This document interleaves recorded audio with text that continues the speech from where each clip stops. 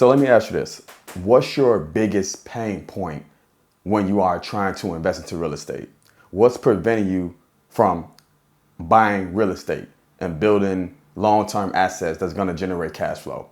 Well, one of the things I can think of that I'm sure 90% of you that's watching this video right now is coming up with the down payment money.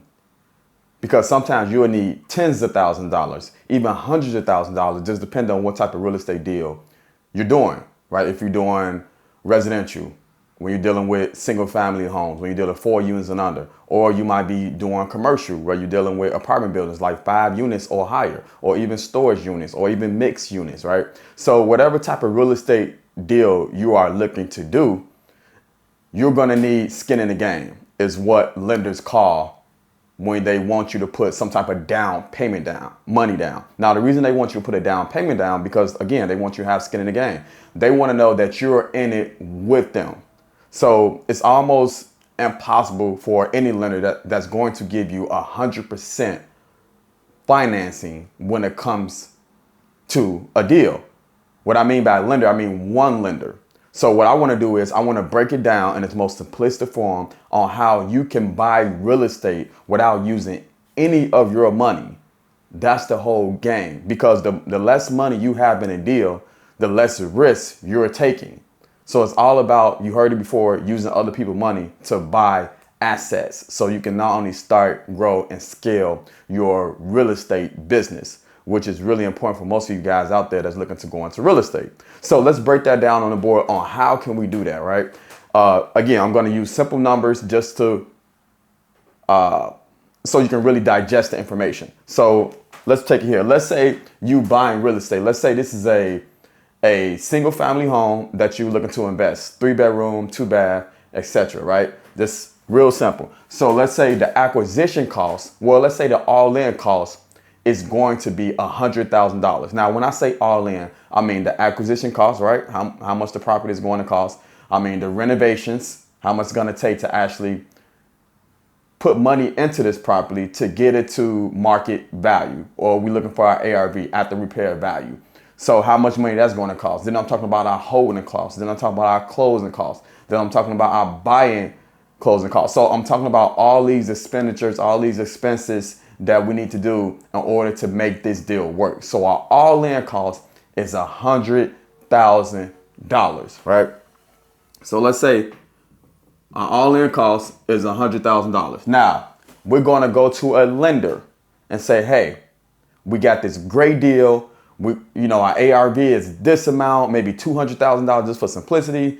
So how much are you willing to finance us with this deal all in? So okay, it's $100,000.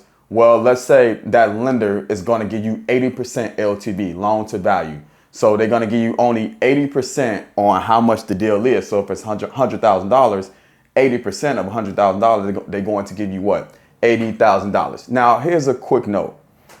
Don't try to go to a traditional lender such as a Chase, a Bank of America.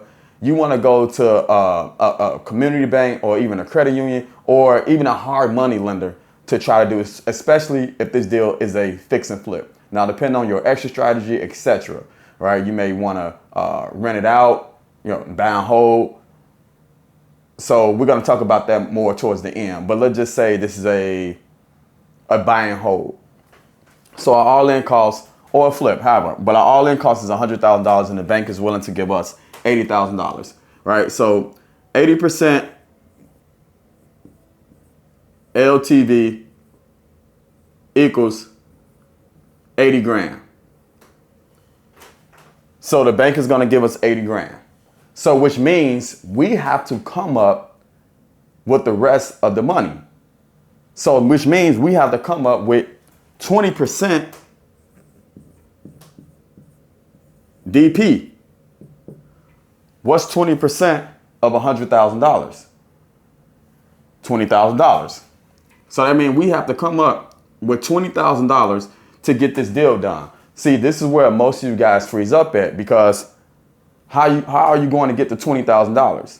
Now, here's the thing. Most lenders require, let's say, it's called seasoned money, where they want you to have the funds already in the bank for a certain amount of time, maybe 3 months, 90 days, maybe 6 months, etc. It just depends on that lender. Some lenders don't care. You can have that money in the bank account as of last week, as of today.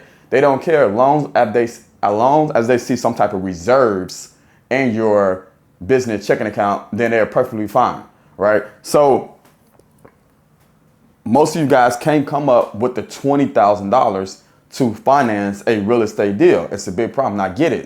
There's no chump change. So now you say, hey, how do I get this deal done? Where's the money gonna come from? Well, this is where business funding and business credit plays a significant role when you're trying to buy real estate. Here's why. Because with this $20,000, now you can say, hey, you know what? This lender over here wants to give me $80,000 out of $100,000. So I have to come up with 20%, which is 20,000. Where can I get it from? Well, once you obtain some type of business funding where you can take, let's say, a business line of credit or a business credit line, and now you can use that money to invest into real estate. So here's how that works. What you're gonna do is, let's say we're gonna take our Chase unsecured business credit card or stated income business credit card. We're gonna take $20,000 from Chase. So what we're gonna do is we're gonna use that as a down payment. So which means we're gonna take that Chase card. We are going to write ourselves a $20,000 check with 0% interest. So we're gonna write ourselves a $20,000 loan with 0% interest. We're gonna liquidate that credit card. In other words, that's what I'm saying. And we're gonna take that money and put that into our business checking account. You see how that works? So we're gonna liquidate that credit card. Now remember, most unsecured business credit cards have 0% interest. So we're not paying any interest on it for a limited time. 6 months, 12 months, 18 months, 21 months, just depending on that lender. So we're not getting penalized. Again, credit utilization is not that important as it is when it comes to your personal credit profile, because it's not lowering our debt to income ratio or our debt to credit ratio when it comes to our consumer credit profile. So it's okay that we liquidate those funds out, and we have a certain amount of time to pay it back before we get penalized with interest. So essentially, it's free money when it comes to the interest rate. Are you tracking me? So that's how powerful that strategy is. So we can take that Chase card. What we're gonna do is we're gonna use it as a down payment. So which means now we're gonna take our biz credit and we're gonna use that to come up with the down payment money, which is the $20,000, right? So we're gonna liquidate it. Now, let me ask you this question, because here's the big thing. So which means, in order to get this deal done, we have to do $100,000. So my question to you is, how much money do we have in the game? How much money of our own money is in this deal, right? Because the lenders want us to have skin in the game. So how much of our own money, that's the big question, do we have in this deal? So we borrow 80 from a private lender or a hard money lender or a community bank or a credit union. So we borrow 80 from them. We then used another $20,000 on business credit. We liquidated that card, or we have a business line of credit. We don't have to liquidate it. We can just have direct access to the funds. But if you have a business credit card, you're going to liquidate that credit card, which is $20,000. So now you're going to use that to get the down payment, which is $20,000. So how much money are we in this particular deal? The answer is zero. All we did was use two different types of forms of business credit. For one, we used the bank's money, two different types of form of the bank money. We used the bank's money because we got a loan, right? So one, we got a loan with the $80,000. We got a loan. The other one, all we did was use business credit, right? We used business credit to get the other 20K, right? We used business credit to get the other 20K. So we have no money in this particular deal. all we did just use two different types of forms. One was a loan, one was business credit. This can be business credit. This can be a loan. This can be a business lines of credit, right? It can be whatever, but we want to make sure that we have different types of strategy that we can do so that we have less risk on our end. Now, most of you guys say, well, London, you got to pay the money back. Obviously, right? That's a given. This is not considered free money in a sense, but all you're doing is leveraging the bank's money. You heard that before, using other people's money, TBM, the bank's money, to invest in a real estate deal. And this is how you scale, because here's what you're going to do. Let's say you're going to cash out refinance. So now you're paying 0% on this for 18 months, 12 months on this $20,000. So you have some time. Now you're going to have some type of monthly payment, right? You liquidate this $20,000 car, you're going to still have some type of monthly payment regardless if you have interest or not. So let's say you pay 1%. So you're only paying $200 a month. That's factoring in the deal. This is how you have to know how to evaluate a real estate deal, because that expense is going to get factored in as far as your cash flow is concerned. Expenses, debt, right? You got to factor all that in. So you already did your math. I'm assuming that you already know how to break down and analyze a real estate deal. I'm just showing you how you can use the money to do that.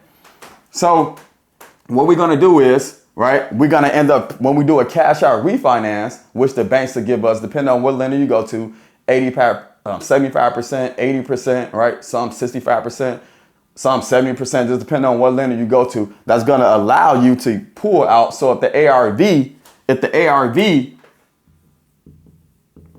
is 200,000, let's say they let you pull out 80% of 200,000. So that's 160,000 that you can refinance. Now you can pay back this $100,000 that you put in, right? So you pay back this $100,000 because you got a new loan for 160. You're going to pay back that $100,000 for the all-in cost for the deal. And then you're going to walk away.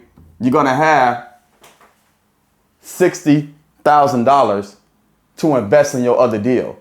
That's how you do a real estate deal without using your own money. Then now this money is tax-free. You can't tax debt. This money is tax-free because you can't tax debt. You can't tax that $60,000. So now you're going to use that money and invest in another real estate deal. You see that? Now you're going to scale. So you already paid the bank back and you got money left over to invest into another real estate deal. Are you tracking me? All right, guys, I hope you got that. Make sure you like, make sure you subscribe if you like this information. See you on the next video. Peace out. Check the link in the description below for more information too. See ya.